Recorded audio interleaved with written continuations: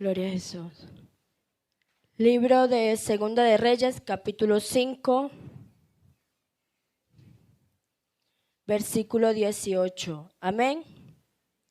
En esto perdone Jehová a tu siervo, que cuando mi señor el rey entrare en el templo de Rimón para adorar en él, y se apoyare sobre mi brazo, si yo también me inclinare en el templo de Rimón, cuando haga tal, Jehová perdone en esto a tu siervo.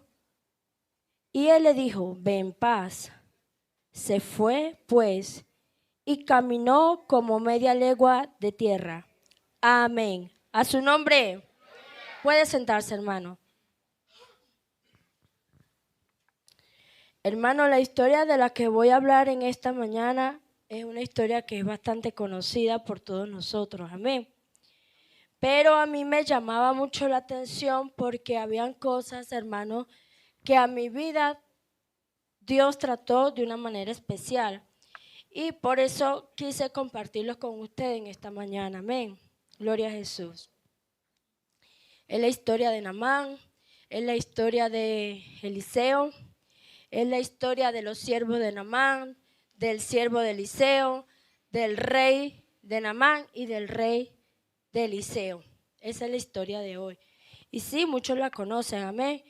Pero en esta mañana yo quise traerle este mensaje y como título, hermano, no sabía qué colocarle hasta que, bueno, hermano, comencé a orarle a Dios y creo en su misericordia, ¿verdad?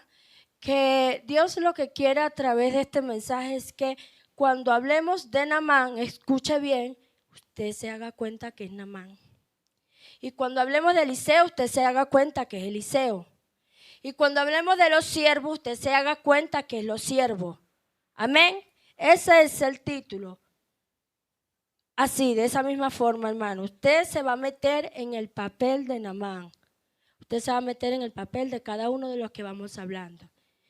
Y bueno, hermano, resulta ser que Naamán era un hombre que pertenecía a los sirios. Su nacionalidad era sirio. Y los sirios, hermano, a mí me llamaba la atención porque los sirios eran los enemigos número 1 del pueblo de Israel. Los sirios fue y son hasta el sol de hoy un pueblo que fue totalmente enemigo siempre del pueblo de Israel y hasta el sol de hoy es enemigo de este pueblo. Y me llamaba la atención porque Naamán no era cualquier hombre. Naamán era un general del ejército de los sirios. Naamán era un hombre comprometido con su nacionalidad, con su labor como oficial de este ejército. Pero resulta que el nombre Naamán significa afable, significa leal. O sea, tiene un significado muy hermoso, muy bonito. Y yo investigando a este hombre, ¿verdad? Como buena detective del Señor, gloria a Jesús, encontré 4 características valiosas de este hombre, que a pesar de que era el hombre que estaba allá afuera, que no era de la iglesia, que estaba allá afuera, que no era cristiano, este hombre cumplía cualidades y características que posiblemente en ese entonces el único que estaba cumpliendo con eso era Eliseo en el pueblo de Israel. Sin embargo, en la iglesia, nosotros como cristianos deberíamos cumplir con esas características. Porque estas características, hermanos, fueron lo que hicieron una denotación delante de la presencia de Dios. Y a mí eso me llamaba la atención porque yo decía, ¿cómo es posible que el hombre que está allá afuera sea un hombre inconverso, que sea un hombre que no tiene a Dios en su vida, que no sea un hombre que ha reconocido a un Dios vivo y tenga las cualidades que supuestamente en ese entonces debería haber tenido el pueblo de Israel o que actualmente deberíamos tener nosotros? Y eso para mí fue un choque, una confrontación, porque una de las características dice que él era comandante general del ejército de Siria. O sea, después del rey venía él. No era cualquier hombre. Segundo, era varón grande. Y no solamente por la estatura, se refería a una alta posición social. Era pudiente. Su característica actual en ese entonces es que él era un hombre rico. El rey lo tenía en alta estima y eso fue algo que a mí me llamó la atención, porque aparte de que el rey de Siria lo tenía en alta estima, el rey Jehová de los ejércitos también lo tenía en alta estima. Y eso me impactaba a mí. Y el otro rango que tenía Naamán era que él era valeroso en extremo. Y cuando dice que era valeroso era porque este hombre entregaba su vida por su nación, entregaba su vida por el rey, hacía cualquier cosa que tuviese que hacer para él agradar a su rey. Entonces yo decía, wow, impresionante, porque son las características que nosotros debemos tener como hijos de Dios, como parte del ejército del Señor. Gloria a Jesús. Y analizando esta historia es una historia muy completa, hermano, para nuestras vidas. Es una historia donde si usted lo lleva a la parte física, usted se puede identificar en cualquiera de las áreas. Y si usted lo lleva al ámbito espiritual, en cualquiera de las áreas, usted se identifica. Entonces, si usted se identifica de esta forma, es porque usted ha tenido el mismo llamado que tuvo Naamán. Y si usted tuvo ese llamado, entonces usted fue llamado para usted liderar y para usted vencer. Que eso es lo que a mí me llamaba la atención. Y si usted se identifica, pero lamentablemente usted no avanza como avanzaba este general, eso quiere decir, hermano, entonces que su llamado no ha sido completo. Y hasta que usted no sea pasado por el proceso, lamentablemente usted no va a ver la gloria de Dios. Entonces es necesario que con más diligencia atendamos a las cosas que hemos oído. Atendamos a las cosas a lo que Dios nos está llamando en esta mañana. Hermano, yo me ponía a analizar y yo dije, ¿cómo es posible que suceda este acto tan impresionante de que Dios en el capítulo 5,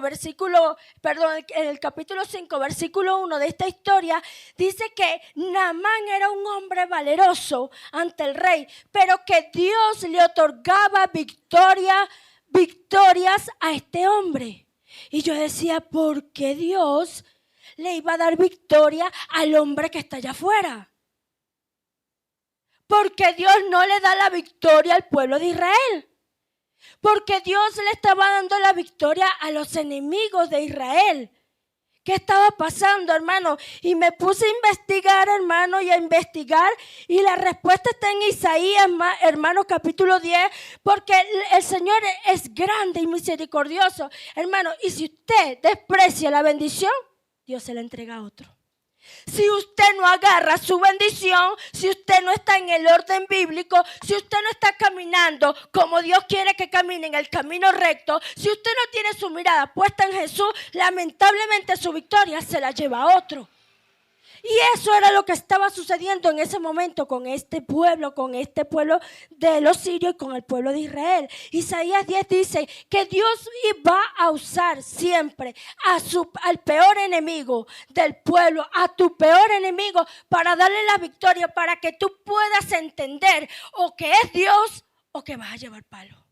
Así de sencillo. O es Dios primero en tu vida o qué vas a hacer.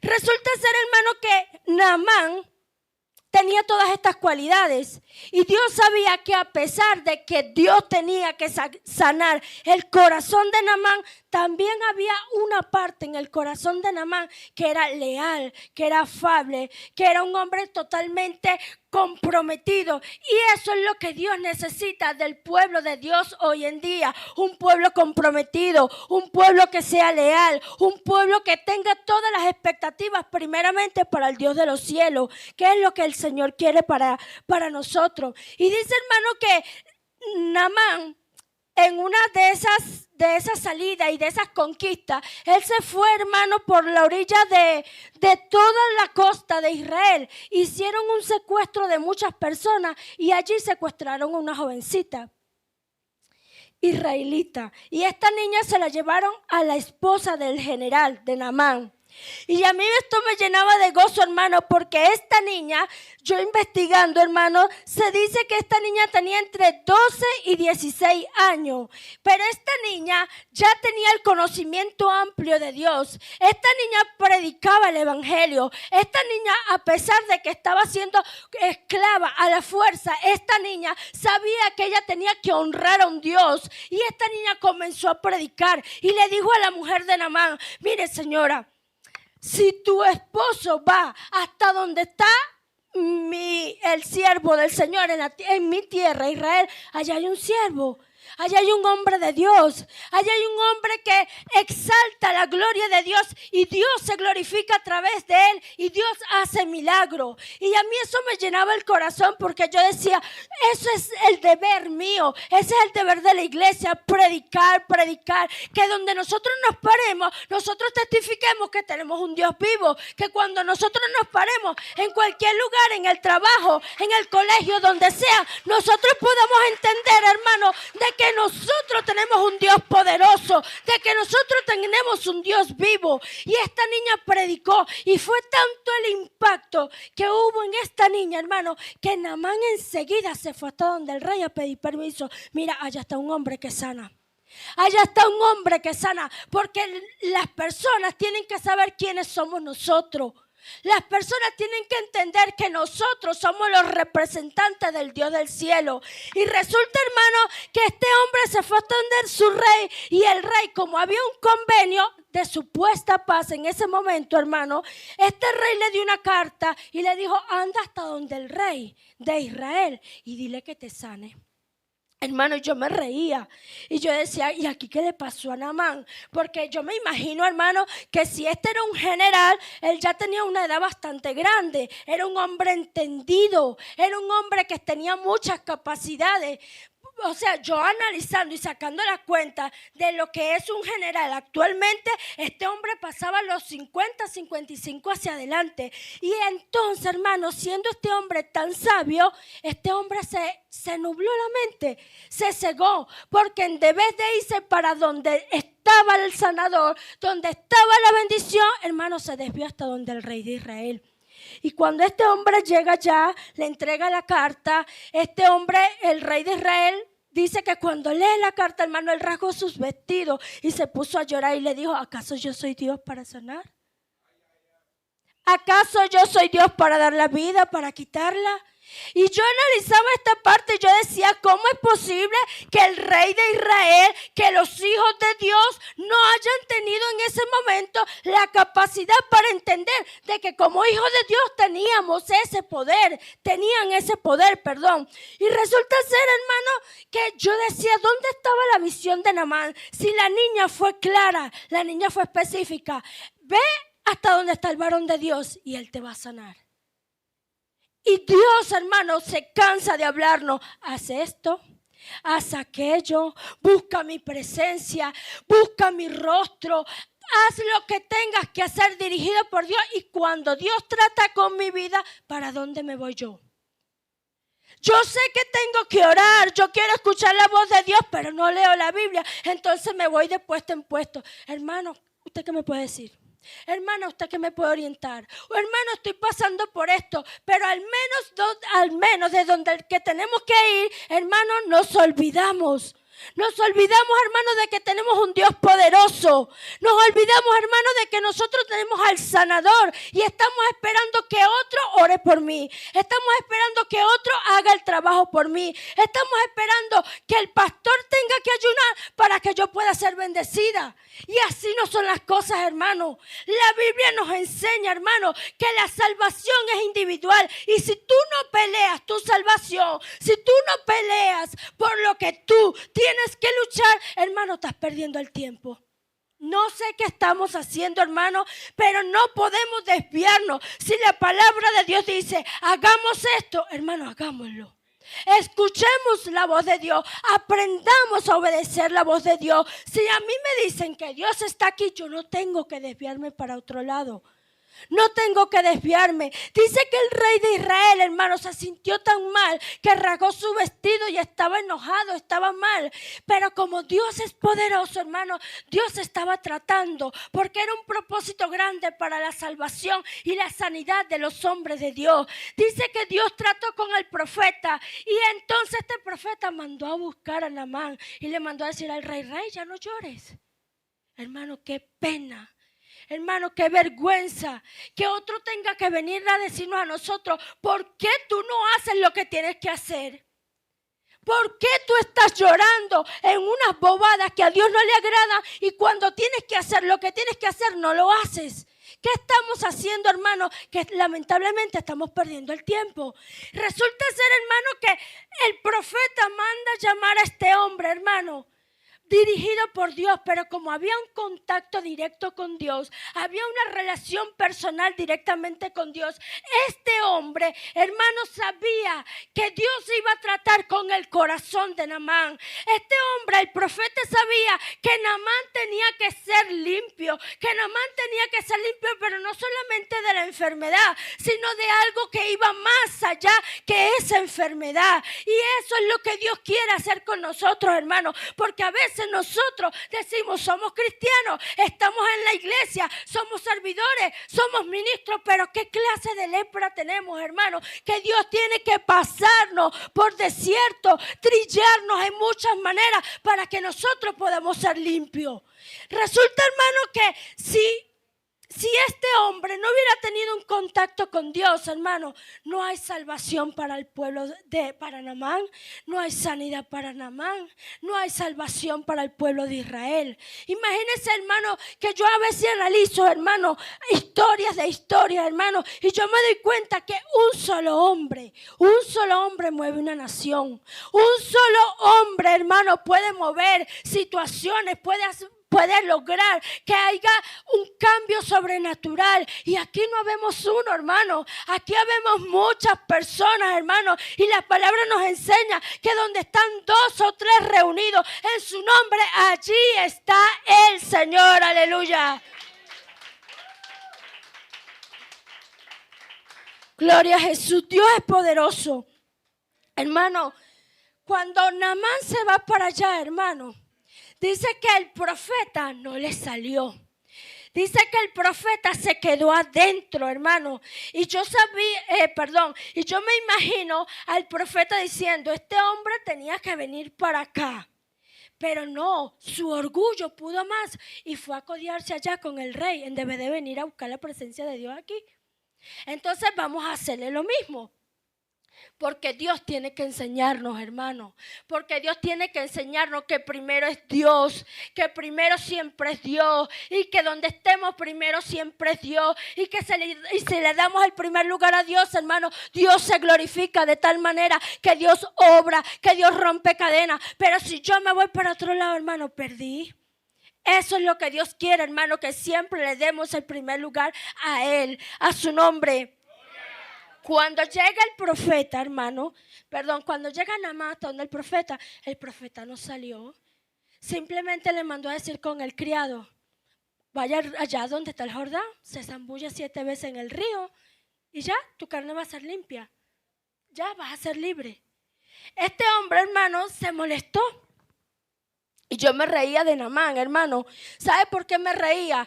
Hermano, porque en muchas ocasiones de mi vida yo también he estado en esa posición. En muchas ocasiones de mi vida, hermano, yo me he puesto, hermano, molesta por situaciones donde yo digo, ¿cómo es posible que sucedan estas cosas? Y resulta que la culpable soy yo. Y yo decía, gracias, Señor, porque eres tú tratando conmigo. Gracias, Señor, porque eres tú enseñándome que aunque nosotros hagamos, nunca es suficiente, hermano. Por eso es que no nos podemos apartar, hermano, porque aunque nosotros tratemos de hacer las cosas y tratemos de alcanzar algo por nuestra propia fuerza, nunca lo vamos a lograr. Hermano, dice que este hombre se molestó tanto y dijo, bueno, ¿y a este profeta qué le pasó? O sea, si él pensaba que lo iban a recibir como lo recibió el rey, él se equivocó. Pero es que a veces nosotros no entendemos, hermano, que la pleitesía es de nuestro Padre, que la honra es de nuestro Dios, que toda la gloria, que el que se merece todos los momentos es el Dios de la alabanza. Y entonces nosotros queremos que seamos nosotros. Es que yo quiero ser, es que yo quiero hacer, es que ¿por qué a mí no? Y es que yo tengo que entender que yo realmente no soy nadie sin la presencia y la misericordia de Dios. Primero es Dios, hermano. Que no se nos olvide que primero es Dios. Porque de lo contrario, hermano, tal vez nuestras manos, nuestra piel no va a tener lepra. Pero ¿cómo está nuestro corazón por dentro? ¿Cómo está?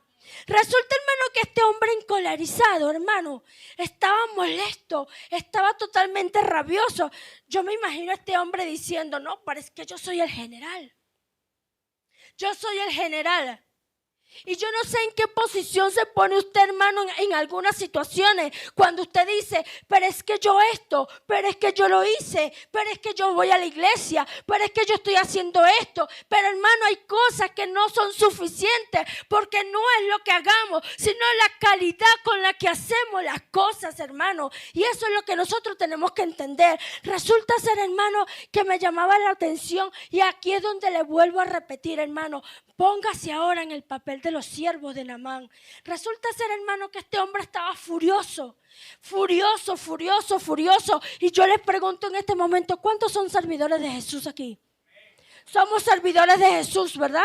Todos somos servidores. Resulta ser que Naamán tenía sus servidores, hermano. Y estos servidores se acercaron hasta donde Naamán. Y a mí me impresionó algo muy grande, hermano. Porque a pesar de que Naamán tenía sus defectos y sus errores, Naamán había cultivado algo maravilloso. Y fue que cuando estos siervos se le acercaron para ayudarlo, para aconsejarlo, para que él pudiera entrar en razón, ¿saben de qué forma se acercaron? Le dijeron a Naamán, Señor Padre mío. Así le dijeron. Y yo no sé, hermano, cómo usted está teniendo una relación con el Señor. Yo no sé cuál será su relación con Dios, pero estos buenos servidores hicieron que Naamán entrara en razón. Estos hombres se acercaron a Naamán con el mayor de los respetos, con el mayor de la pleitesía.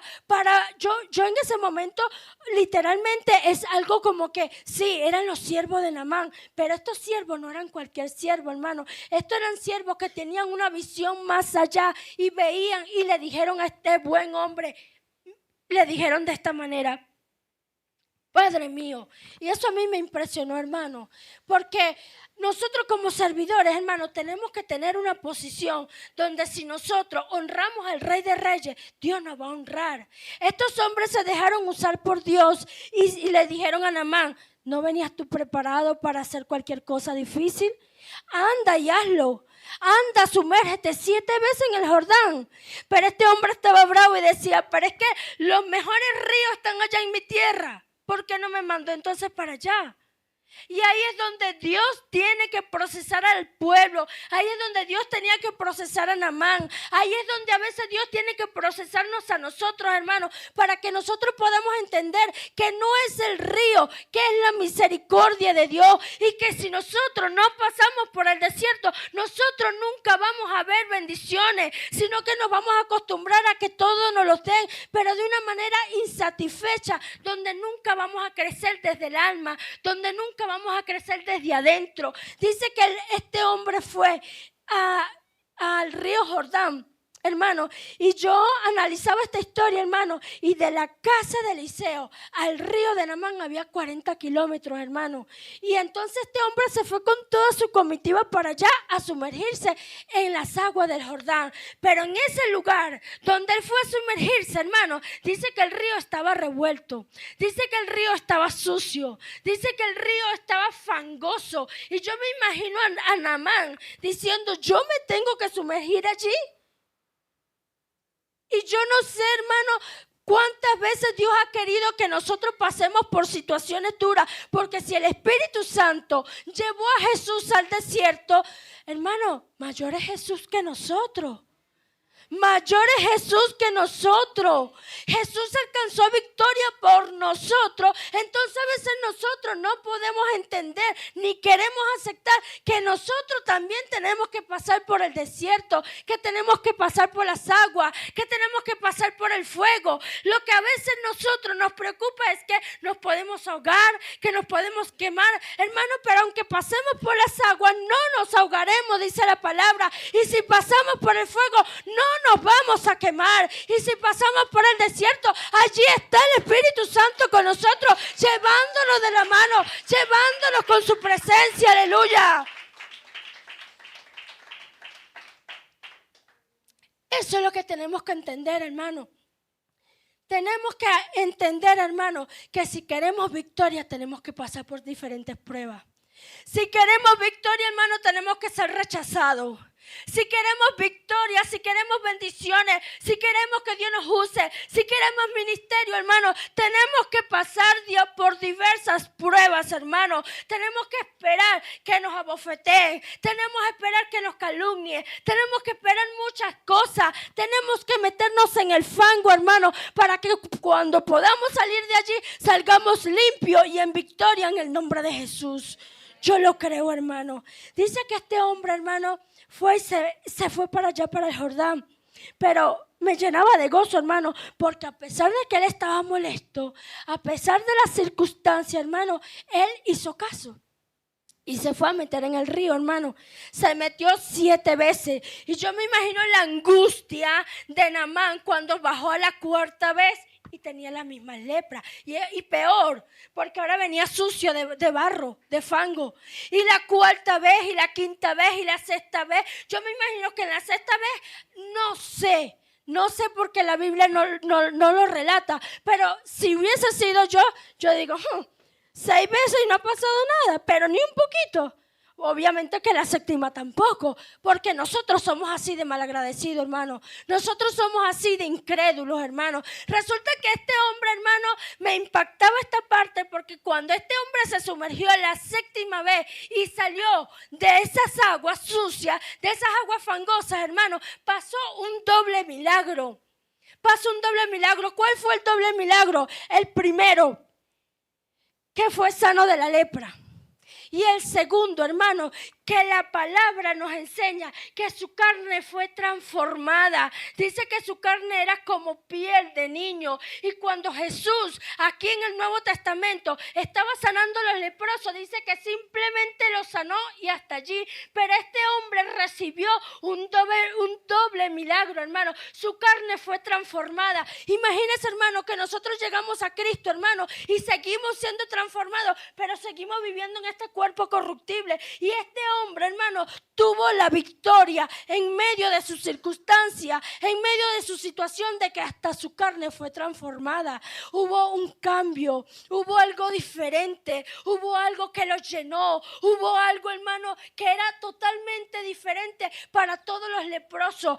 Aunque la historia de Naamán es la primera historia de lepra de esa magnitud, porque sí habían leprosos en Levítico, sí es verdad, sí habían leprosos en ese tiempo, pero en esta magnitud era el primer hombre en esa magnitud. Y yo decía, gracias Dios, porque es lo que tú haces. Gracias Dios, porque a pesar de que era el que estaba allá afuera, tú tuviste misericordia. ¿Cuánto más de nosotros, hermano? Pero nosotros mismos a veces despreciamos la misericordia de Dios. Nosotros rechazamos la gracia de Dios. Nosotros despreciamos, hacemos menosprecio del sacrificio que el Señor hizo por ti y por mí en la cruz del Calvario, hermano. Dice que este hombre, hermano, yo me imagino, hermano, que este hombre, viéndose su piel toda hermosa como de un niño, cuando llegó a su casa, hermano, qué impacto tan grande. Su esposa, sus hijos, todos los que estaban alrededor. No solamente él creyó, estoy segura que no. Yo me imagino que los siervos, cuando lo vieron, yo digo que estos siervos impactados tuvieron que haber recibido la victoria también, tuvieron que haber recibido el milagro también de salvación, porque el milagro de salvación, dice el Salmo 51, el Salmo 133, que cuando viene la presencia de Dios, esa presencia llena nuestra vida y desciende por todo nuestro ser y llena todo lo que está a nuestro alrededor, hermano. Y es la misma presencia del Espíritu Santo que estaba en ese momento. A su nombre. Gloria a Jesús. Dice, hermano, que este hombre se fue hasta donde Eliseo. Y ahí Eliseo sí lo aceptó. Ahí sí quiso hablar con él. Ahí Eliseo, yo me imagino, bueno, vamos a hablar. Y este hombre en gratitud quiso pagar el favor.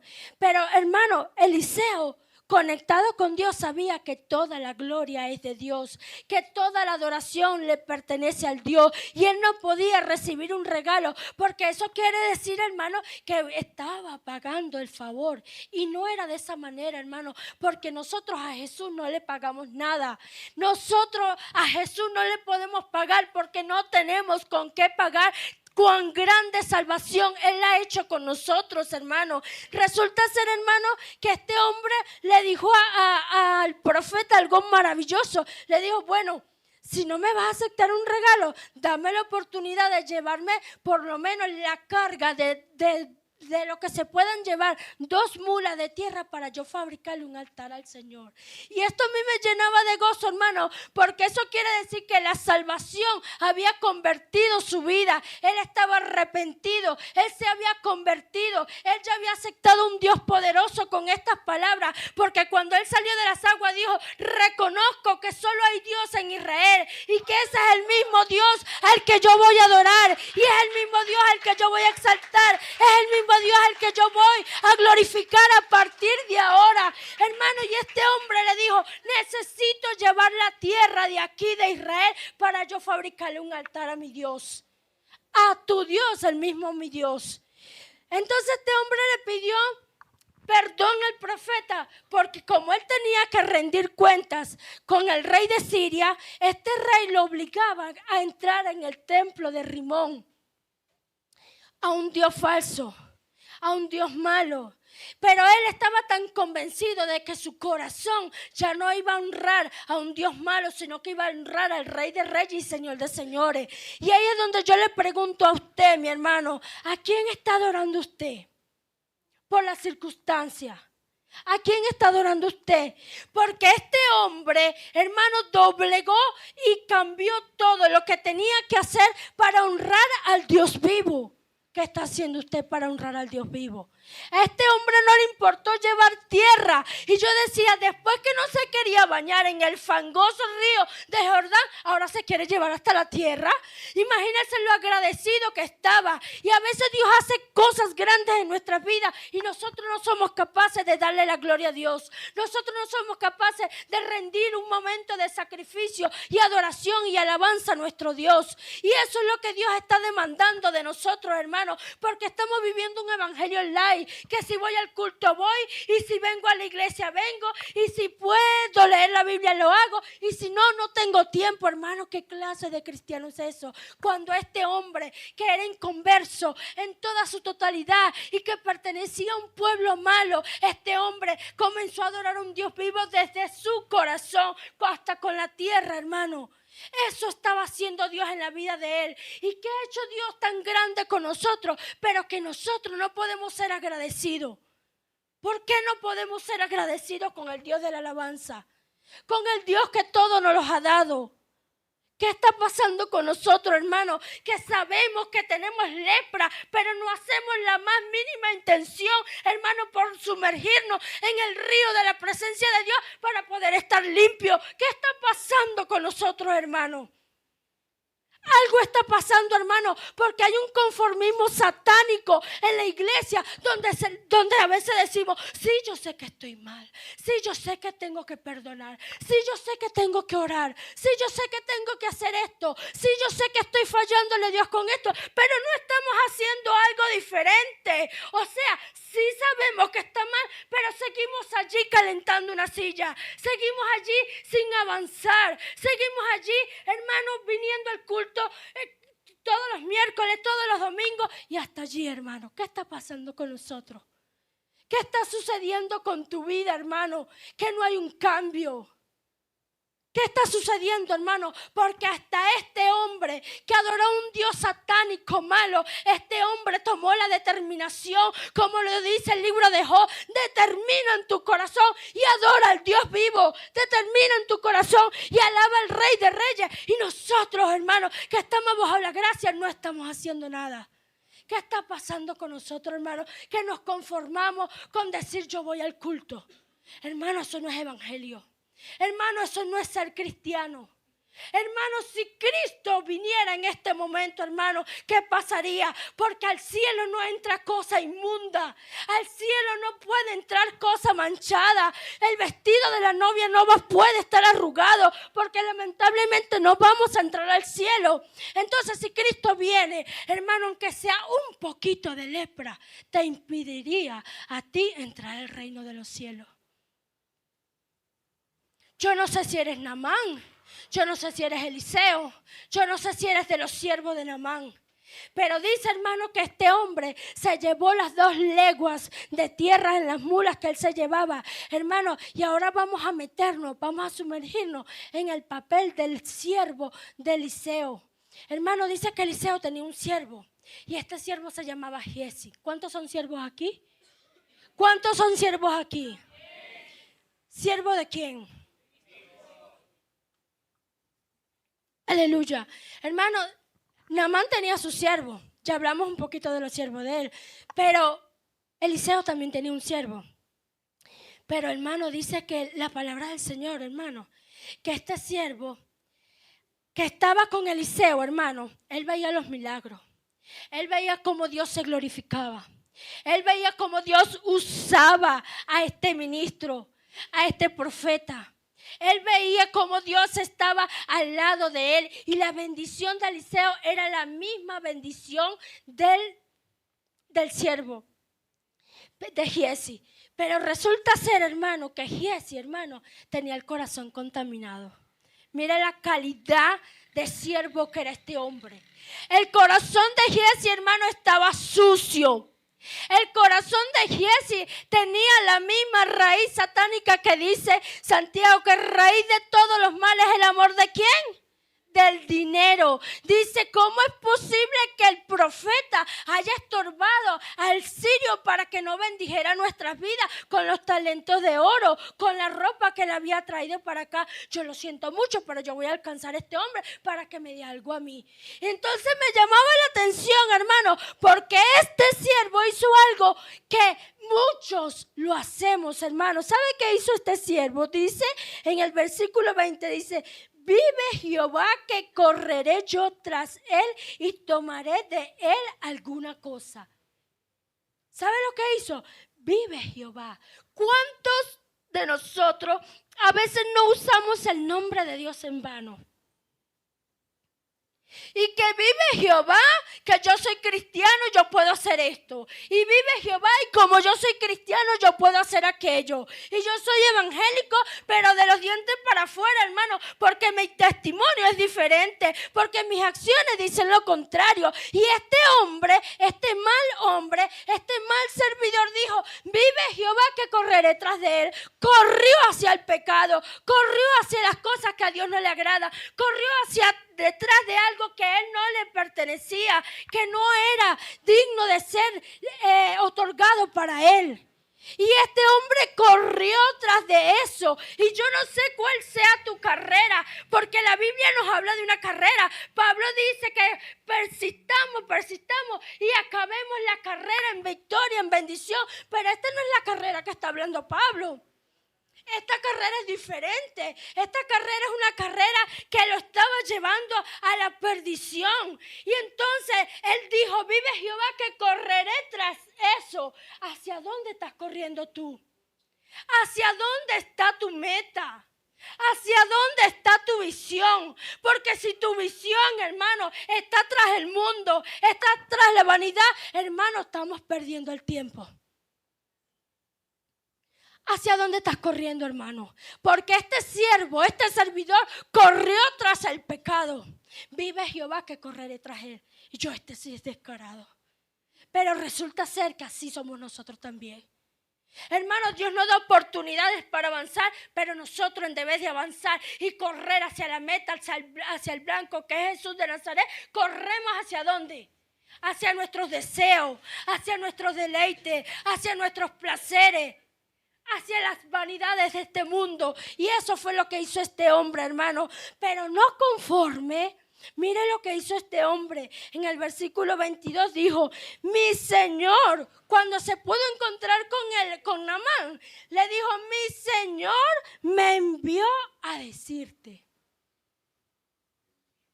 Mi Señor me envió a decirte, aparte de codicioso, aparte de mal siervo, mentiroso. Y dijo, mi Señor me dijo. Hermano, cuidado con ese Dios me dijo. Hermano, cuidado con ese Dios me dijo. Ojo con eso, hermano. Porque a veces agarramos la palabra de Dios y Dios me dijo. Y Dios me dijo que pusiera el pañuelo para acá.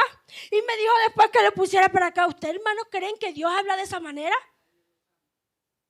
¿Ustedes de verdad creen que Dios habla con personas que a veces no son comprometidos ni con ellos mismos, mucho menos con Dios? Y de repente nos paramos, Dios me dijo. Y Dios me dijo. Hermano, cuidado con ese Dios me dijo. Préstele mucha atención a su vida cuando usted escucha, Dios me dijo. Y cuando usted dice, Dios me dijo. ¿En qué momento Dios te habla tanto? ¿En qué momento Dios te dice tantas cosas, pero no te habla del cambio de tu vida? Y este hombre, este servidor hizo eso. Dios me dijo, mi Señor me envió a decirte. Mi Señor me envió a decirte. Hermano, cuidado con el Dios me dijo. Ahí la palabra dice, hermano, una palabra muy importante que dice, hay de aquellos que dicen que yo dije, yo no dije nada. Cuidado con esa palabra, hermano. Cuidado porque esto no es juego, hermano. Hay palabras muy mínimas, muy cortas, pero que esas palabras nos pueden maldecir, nos pueden llevar a condenación. Este mal siervo dijo, mi Señor me dijo, se trajo los talentos de oro, se trajo la ropa, hermano, y después fue y la escondió por allá en su casa, y de repente fue y se le apareció al profeta, y el profeta le preguntó, ¿y así de dónde vienes tú? Hermano, ¿de dónde viene usted? ¿Qué está haciendo usted, hermano? Que a veces Dios tiene que confrontarnos como lo hizo con Adán y Eva. ¿Dónde estás, Adán? ¿Dónde estás, Eva? ¿Qué estamos haciendo, hermano? Que Dios tiene que confrontarnos, hermano, con preguntas donde nosotros no podemos vacilar, y con todo y lo que el profeta estaba haciendo en esos momentos, en esa etapa de su vida, y con todo lo que estaba pasando, y el siervo al lado de él, él se atrevió a mentirle al Señor. No, Señor, es que yo no he salido. ¿No saliste? No, yo no he salido de aquí de la casa. Estaba por aquí. Imagínese, hermano. Volvió a mentir, exactamente. Y resulta ser, hermano, que la presencia de Dios estaba en el profeta, y el profeta le dijo, mira, cuando Naamán se bajó a recibirte, ahí estaba yo también. Porque no era el profeta, era la presencia del Espíritu Santo la que estaba hablando. Y así como cuando tú estás en el trabajo, como cuando tú estás en la casa, como cuando tú estás en el colegio, o como cuando tú estás en donde estés, está la presencia de Dios. Dios sabe dónde tú estás, lo que estás haciendo, lo que estás viviendo, lo que estás hablando. Hermano, Dios conoce todas nuestras vidas. Hermano, entonces analicemos, somos Naamán, somos Eliseo, somos los siervos de Naamán, somos el siervo de Eliseo. ¿Qué clase de hombres somos nosotros, hermano? ¿Qué etapa de la vida estamos viviendo nosotros? Pendiente con esa situación, mi hermano. Ya Cristo viene, hermano, y no podemos vacilar, no podemos andar jugando en dos aguas, hermano. No podemos estar perdiendo el tiempo, hermano. Dice, hermano, que el profeta tuvo que maldecir a este siervo. Y dice, y algo que me llamó la atención, dice que la lepra de Naamán se le pegó a él y a sus hijos, a su familia, a su generación. Y yo decía, la familia, ¿qué tenía que ver en eso?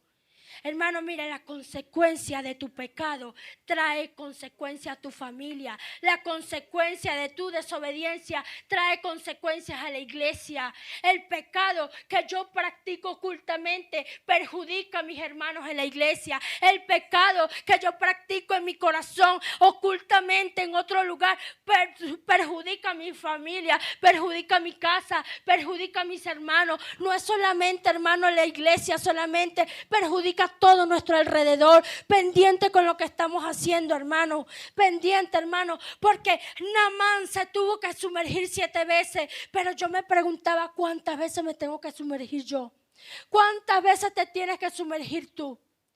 Analiza, hermano, porque hermano, mira, si nosotros seguimos con la lepra del pecado, nosotros realmente no estamos convertidos. Si no somos convertidos, no somos cristianos. ¿Qué está pasando en nuestras vidas, hermano? Que todavía hay lepra.